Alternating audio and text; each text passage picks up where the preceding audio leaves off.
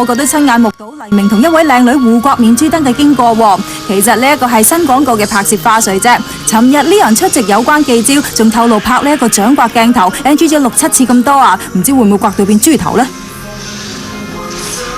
咁打一巴咁都唔係第一次咁，所以一巴對我嚟講冇乜嘢，即係唔係即係你唔好因為自己一巴成組人喺度等你收工，即係都天光啦，即係淋咗成晚雨咁，其他人都凍噶嘛。Leon 拍呢個廣告，除咗要捱打夠晒慘，仲要淋足1晚雨喎。Leon 啲 fans 心痛死啦！冇乜辛唔辛苦代價，咪之後睇醫生病咗10日咯。係即係食藥咯，因為之前喺天山凍得滯嘅時候，個鼻咽即係已經發炎。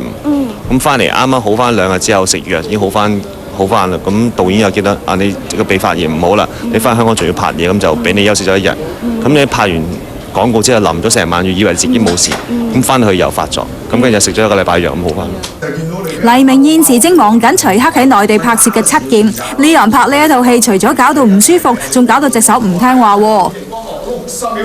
喺天山拍戲，喺山上面會係零下10度啦。咁變咗我哋騎馬嘅時候，咁有時即係手咧一唔戴手套嘅時候，變咗就會好凍，凍到好似俾滾水淥親嗰個感覺。咁跟住你叫佢即係拉僵，即係拉緊啲嘅手係唔聽話咯。咁你叫手放咗5次手都唔放手，最後尾你突然間話我放唔到手，佢就自己放手，即係會有個即係人嘅機能上面即係控制唔到。呢套新戲仲未拍完，Leon記得帶多件衫上天山啊！除咗做戲 ，fans 最想聽Leon唱歌。咁幾時會開你嘅 concert 咧？